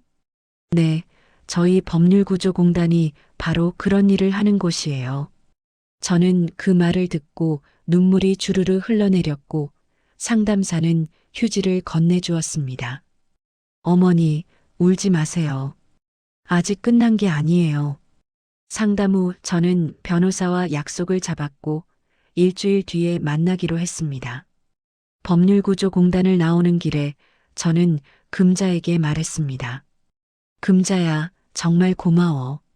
내가 아니었으면 나 어떻게 됐을지 몰라. 정순아, 친구 좀 도와주는 거지. 이제 힘내. 우리는 버스 정류장에서 헤어졌고 저는 집으로 돌아왔습니다. 집에 도착해서 저는 탁자 위에 흩어진 서류들을 정리하기 시작했습니다. 은행 서류, 경매 예고서, 김도혁의 차용증을 파일에 넣고 날짜별로 정리했습니다. 이제 제가 할 일은 명확했습니다. 첫째, 경매 유예 신청을 한다. 둘째, 김도혁에게 법적 조치를 취한다. 셋째, 민호를 찾는다. 그날 저녁 저는 오랜만에 밥을 제대로 먹었고 씻고 잠자리에 들었습니다. 여전히 불안했지만 어제보다는 조금 나았습니다. 희망이 보이기 시작했기 때문입니다. 일주일 뒤 저는 변호사를 만났습니다. 30대 후반쯤 되어 보이는 여자 변호사였고 이름은 박지은이었습니다. 박 변호사는 제 서류를 꼼꼼히 살펴보더니 고개를 끄덕였습니다. 어머니, 경매 유예 신청은 가능합니다. 제가 서류 준비해 드릴게요. 정말 감사합니다. 그리고 사채업자 김도혁에 대해서는 불법 추심 신고를 하겠습니다. 어머니를 협박한 증거가 있나요? 저는 핸드폰을 꺼내 김도혁이 보낸 문자 메시지들을 보여줬습니다. 일주일 안에 6,500만 원 준비하세요. 안 그러면 집 압류합니다. 박 변호사는 화면을 캡처하며 말했습니다. 이건 명백한 협박입니다. 충분히 신고 가능해요. 그날 저는 박 변호사의 도움으로 경찰서에 가서 김도혁을 불법 추심 혐의로 신고했습니다. 경찰은 조사를 시작하겠다고 했고 저는 조금 안심이 되었습니다. 이틀 뒤 저는 법원에 경매 유예 신청서를 제출했습니다. 박 변호사는 결과가 나오려면 한 달 정도 걸린다고 했고 저는 그 한 달을 기다리기로 했습니다. 그리고 저는 다시 민호를 찾기 시작했습니다. 민호의 친구들에게 전화를 걸었지만 아무도 민호의 행방을 알지 못했습니다. 민호? 저도 한 달 넘게 못 봤어요. 민호가 연락이 안 돼서 저도 걱정이에요. 친구들의 대답은 모두 비슷했고 저는 점점 막막해졌습니다. 그러던 어느 날 저녁 핸드폰이 울렸습니다. 모르는 번호였지만 저는 혹시나 하는 마음에 전화를 받았습니다. 여보세요? 엄마. 그 목소리를 듣는 순간 저는 온몸이 얼어붙었습니다. 민호였습니다. 민호야, 너 어디 있니? 엄마가 얼마나 걱정했는데. 엄마, 죄송해요. 민호의 목소리는 떨리고 있었고 울먹이는 것 같았습니다. 민호야, 괜찮아. 엄마한테 와. 엄마가 도와줄게. 엄마, 저 정말 죄송해요. 제가 너무 큰 실수를 했어요. 민호는 말을 잇지 못하고 흐느꼈고 저도 눈물이 흘러내렸습니다. 민호야, 울지 마. 일단 만나자. 어디 있니? 저 인천에 있어요. 친구 집에 숨어 있어요. 주소 알려줘. 엄마가 갈게. 민호는 주소를 알려줬고 저는 바로 외출 준비를 했습니다. 인천까지 가는 데는 2시간이 걸렸고 저는 버스와 지하철을 갈아타며 민호가 있는 곳으로 향했습니다. 낡은 다세대 주택이었고 저는 3층까지 계단을 올라가 초인종을 눌렀습니다. 문이 열리고 민호가 나타났습니다. 민호는 수염이 덥수룩하게 자랐고 얼굴은 야위어 있었고 눈은 충혈되어 있었습니다. 엄마. 민호는 저를 보자 그 자리에서 무릎을 꿇었고 저는 민호를 끌어안았습니다. 민호야, 괜찮아. 엄마가 왔어. 민호는 제 품에서 소리내어 울었고 저도 함께 울었습니다. 한참을 울고 나서 우리는 방 안으로 들어갔습니다. 좁은 원룸이었고 짐도 별로 없었습니다. 우리는 바닥에 앉아 마주봤고 저는 민호에게 물었습니다. 민호야, 대체 무슨 일이 있었던 거니? 민호는 고개를 숙이고 한참을 침묵하다가 떨리는 목소리로 말하기 시작했습니다. 엄마, 제가 3년 전에 부동산 투자를 시작했어요. 처음에는 잘 됐어요. 돈도 좀 벌었고요. 민호는 말을 이어갔습니다. 근데 욕심이 났어요. 더 큰 투자를 하고 싶었고, 그래서 엄마 집을 담보로 돈을 빌렸어요. 엄마 몰래요. 저는 숨을 죽이고 민호의 이야기를 들었습니다. 처음에는 갚았어요. 그래서 괜찮다고 생각했어요. 근데 작년에 큰 투자를 했다가 다 날렸어요. 그래서 또 엄마 집을 담보로. 네. 죄송해요. 저는 이번엔 꼭 만회할 수 있다고 생각했어요. 근데 또 실패했어요. 민호는 얼굴을 손으로 감싸며 울었고 저는 민호의 어깨를 붙잡았습니다. 민호야, 회사 돈까지 손 뗀 거 맞니? 민호는 고개를 끄덕였습니다. 엄마, 저 정말 미쳤었어요. 돈을 갚으려고 회사 돈까지 손을 댔어요. 근데 그것도 날렸어요. 저는 한숨을 깊게 내쉬었고 민호를 똑바로 바라봤습니다. 민호야, 엄마가 물어볼 게 있어. 네, 엄마. 넌 왜 엄마한테 말하지 않았니? 처음부터 말했으면 이렇게까지 안 됐잖아. 민호는 고개를 숙이고 대답했습니다. 엄마한테 실망시키고 싶지 않았어요. 엄마가 평생 저만 보고 사셨잖아요. 저는 엄마한테 잘하는 아들이고 싶었어요. 그 말에 저는 가슴이 무너져 내렸습니다. 민호도 힘들었던 겁니다. 착한 아들로 살아야 한다는 압박감에 실수를 감추고 감추다가 더 큰 잘못을 저지른 겁니다. 민호야, 엄마는 내가 완벽하길 바란 적 없어. 그냥 내가 건강하고 행복하면 그걸로 좋게. 엄마, 죄송해요. 저는 민호를 끌어안고 등을 토닥였습니다. 하지만 이제 저는 명확히 말해야 했습니다. 민호야, 엄마가 내 잘못을 덮어줄 순 없어. 민호는 고개를 들어 저를 바라봤고 저는 단호하게 말을 이었습니다. 넌 책임을 져야 해. 회사한테도, 은행한테도, 엄마한테도. 엄마, 저 어떻게 해야 돼요? 경찰서 가자.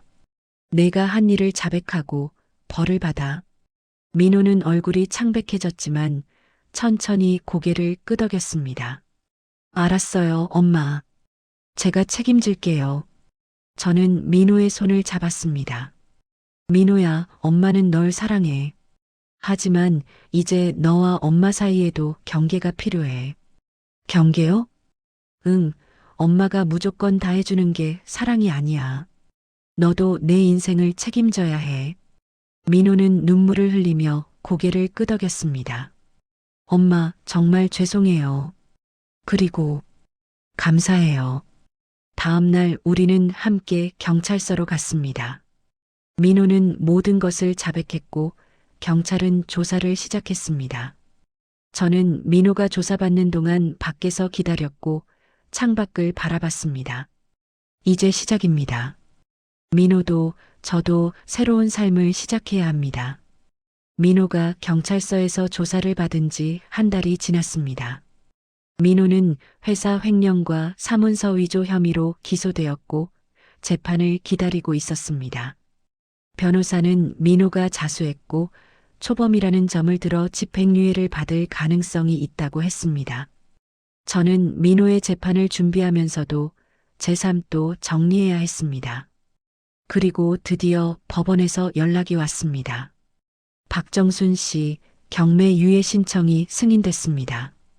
박 변호사의 전화를 받는 순간 저는 주저앉을 뻔했고 소파에 앉아 눈물을 흘렸습니다. 정말요? 정말 승인된 거예요? 네, 어머니. 6개월 유예가 인정됐어요. 그동안 해결 방법을 찾으시면 돼요. 6개월.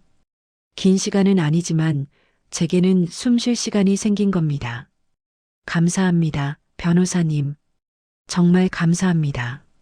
전화를 끊고 저는 금자에게 바로 전화를 걸었습니다. 금자야, 경매 유예됐어. 정말? 정순아, 잘 됐다. 축하해. 금자의 목소리는 기쁨으로 가득했고 저도 오랜만에 웃음이 나왔습니다. 그날 저녁 저는 혼자 조용히 저녁을 먹으며 생각에 잠겼습니다. 6개월 안에 1억 원을 마련하는 건 불가능합니다. 하지만 제가 할 수 있는 일은 분명히 있습니다. 다음 날 아침 저는 은행에 찾아가 대출 담당자와 면담을 신청했습니다. 저희 아들이 지금 수사를 받고 있어요. 제가 최대한 갚아보려고 하는데 분할 상환이 가능할까요? 대출 담당자는 서류를 살펴보더니 고개를 끄덕였습니다. 일단 매달 이자는 계속 납부하셔야 하고 원금은 분할 상환 계획서를 제출하시면 검토해 볼 수 있습니다. 저는 남은 돈 2,250만 원으로 당장 이자 몇 달치를 먼저 냈고 분할 상환 계획서를 작성했습니다. 1억 원을 10년에 걸쳐 갚는 계획이었습니다. 현실적으로 가능할지 모르겠지만 일단 시도는 해봐야 했습니다. 은행을 나와 저는 동네 복지관으로 향했습니다. 복지관 담당자에게 일자리를 구하고 싶다고 말하자 담당자는 웃으며 말했습니다. 어머니, 요즘 노인 일자리 사업이 많아요. 한번 알아볼까요? 저는 고개를 끄덕였고 담당자는 여러 일자리 목록을 보여줬습니다. 아파트 경비, 급식 배식, 공원 관리. 월급은 100만 원 정도예요. 100만 원. 많은 돈은 아니지만 저한테는 새로운 시작입니다. 급식 배식으로 신청할게요. 저는 신청서를 작성했고 일주일 뒤부터 근처 초등학교 급식실에서 일하기로 했습니다. 집으로 돌아오는 길에 저는 부동산 중개소에 들렀습니다. 서연이 반갑게 맞아주었고 저는 앉아서 말했습니다. 서연 씨, 제가 집을 팔아야 할 것 같아요. 서연은 잠시 놀란 표정을 지었지만 곧 고개를 끄덕였습니다. 어머니, 신중하게 생각하셨어요? 네, 많이 생각했어요. 이 집은 제 전부지만 이제 짐이 되고 있어요. 저는 창밖을 바라보며 말을 이었습니다. 1억 원 대출이 있는 집을 팔면 남는 돈이 있을까요? 어머니 집 시세가 2억 3천만 원 정도 돼요. 대출 갚고 나면 1억 3천만 원 정도 남을 거예요. 1억 3천만 원. 그 돈으로 작은 전세집을 구하고 나머지로 생활하면 될 것 같았습니다. 알겠어요. 집 내놓아 주세요. 어머니, 정말 괜찮으세요? 서연이 걱정스럽게 물었고 저는 고개를 끄덕였습니다. 괜찮아요. 집은 집일 뿐이에요. 제가 살아있는 게 더 중요해요. 집으로 돌아와 저는 거실에 앉아 집안을 둘러봤습니다. 19년을 산 집입니다. 민호와 함께 웃고 울었던 집입니다. 하지만 이제 이 집을 떠나야 합니다. 저는 민호에게 전화를 걸었습니다. 민호야, 엄마야. 엄마, 안녕하세요. 민호의 목소리는 여전히 조심스러웠지만 예전보다는 안정되어 있었습니다. 민호야, 엄마가 집 팔기로 했어. 전화기 너머로 침묵이 흘렀고 민호는 떨리는 목소리로 물었습니다. 엄마, 쟤 때문에. 아니야, 엄마가 선택한 거야. 집보다 엄마 인생이 더 중요하니까. 엄마, 죄송해요. 민호야, 이제 그만 미안하다고 하자. 너도 엄마도 이제 각자 인생을 살아야 해.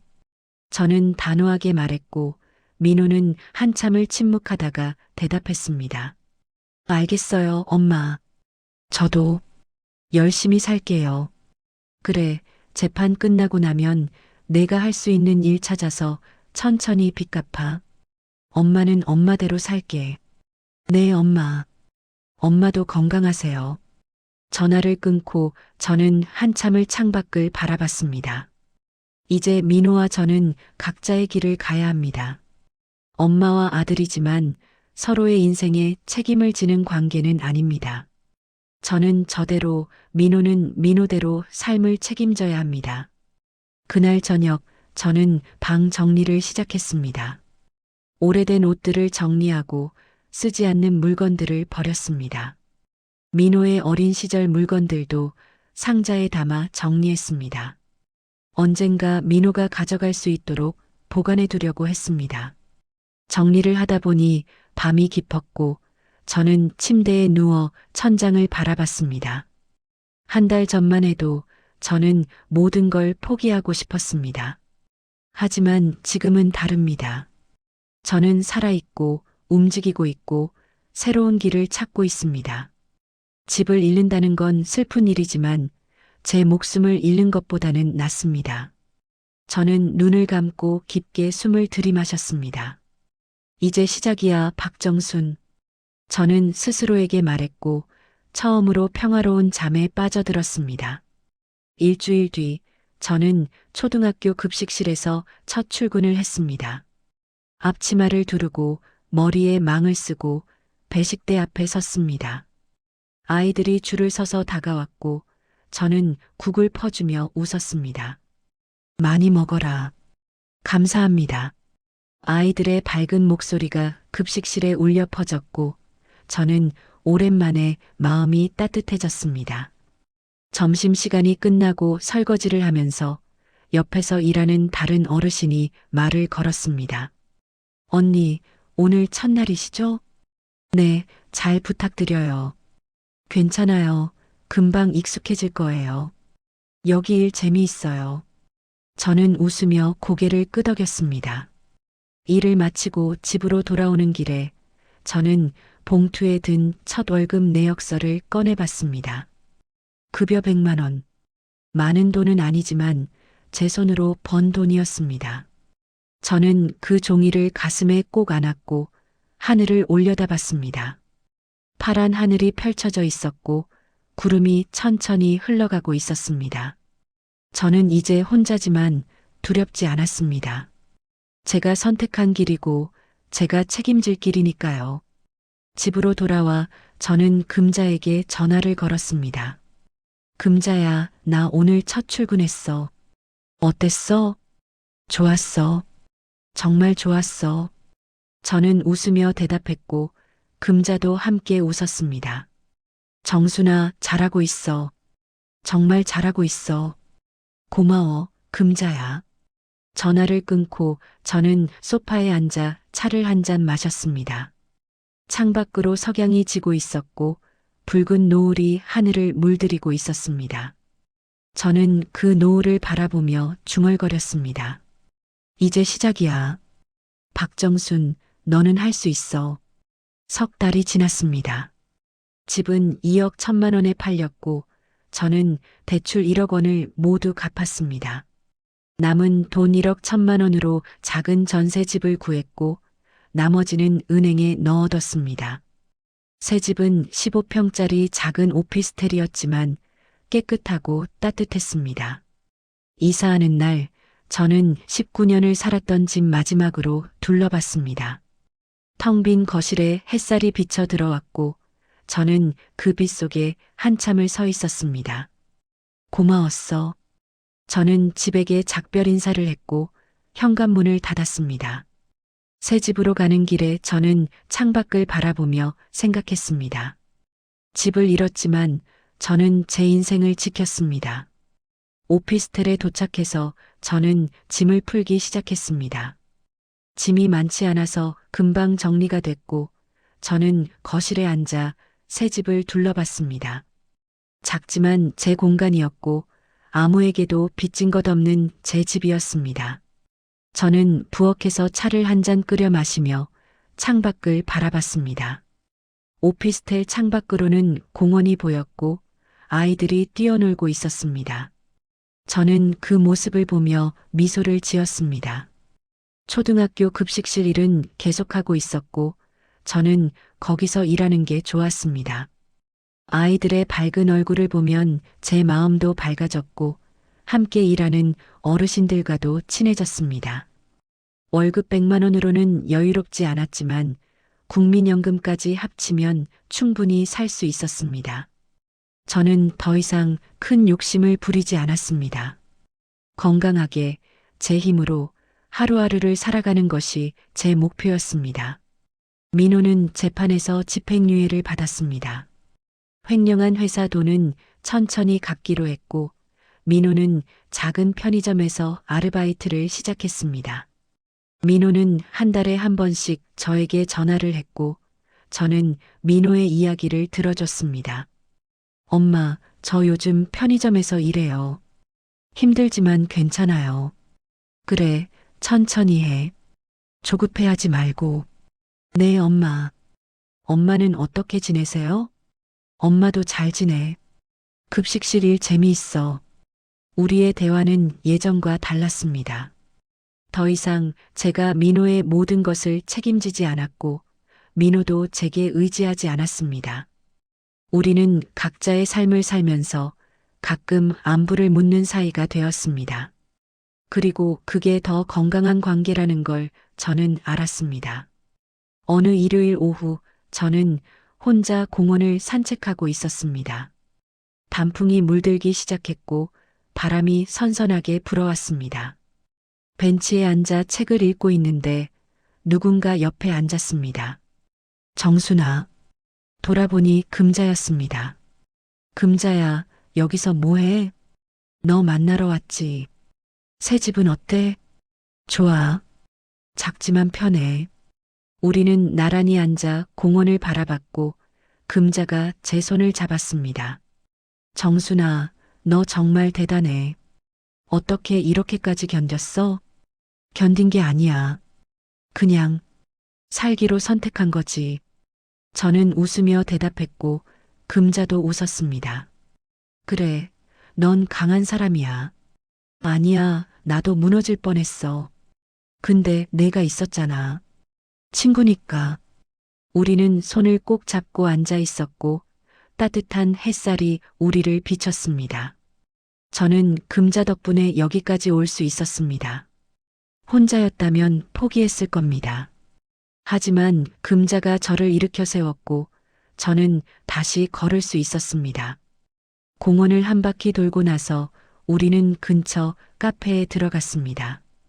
커피를 마시며 금자와 이런저런 이야기를 나눴고 저는 오랜만에 편안한 시간을 보냈습니다. 카페를 나올 때 금자가 물었습니다. 정순아, 앞으로 뭐 하고 싶어? 저는 잠시 생각하다가 대답했습니다. 그냥 건강하게 살고 싶어. 일 열심히 하고 친구들 만나고 책도 읽고 그렇게. 그게 다야? 응, 그게 다야. 그게 행복이야. 금자는 웃으며 고개를 끄덕였고 우리는 헤어졌습니다. 집으로 돌아오는 길에 저는 하늘을 올려다봤습니다. 구름 사이로 햇살이 쏟아져 내리고 있었고 저는 그 빛을 한참 바라봤습니다. 68배 나이에 저는 모든 것을 잃고 다시 시작했습니다. 집도 잃고 평생 모은 돈도 대부분 잃었습니다. 아들과의 관계도 예전 같지 않습니다. 하지만 저는 살아 있습니다. 제 힘으로 서 있고 제 발로 걷고 있습니다. 그리고 그게 제일 중요한 것입니다. 집에 도착해서 저는 거울 앞에 섰습니다. 거울 속에 제 얼굴을 보니 주름은 여전히 깊었지만 눈빛은 살아 있었습니다. 박정순, 잘 견뎠어. 저는 거울 속 저에게 말했고 환하게 웃었습니다. 저녁을 먹고 설거지를 마친 뒤 저는 소파에 앉아 TV를 켰습니다. 뉴스에서는 요즘 노인 빈곤 문제가 심각하다는 보도가 나왔고 저는 화면을 보며 고개를 끄덕였습니다. 저만 힘든 게 아니구나. 많은 어르신들이 힘들게 살고 있구나. 하지만 우리는 포기하지 않고 살아가고 있습니다. TV를 끄고 저는 침대에 누웠습니다. 천장을 바라보며 오늘 하루를 떠올렸고 내일 할 일을 생각했습니다. 내일은 금요일이니까 급식실 일을 하고 저녁에는 복지관 요가 수업을 들어야겠습니다. 모레는 주말이니까 집 청소를 하고 시장에 가서 장을 봐야겠습니다. 평범한 일상이지만 저는 그 일상이 소중했습니다. 저는 눈을 감고 깊게 숨을 들이마셨습니다. 내일도 모레도 저는 살아갈 겁니다. 제 힘으로, 제 발로 한 걸음씩. 그리고 언젠가 돌아보면 제가 꽤 멀리 왔다는 걸 알게 될 겁니다. 저는 미소를 지으며 잠에 빠져들었습니다. 내일은 또 새로운 날입니다.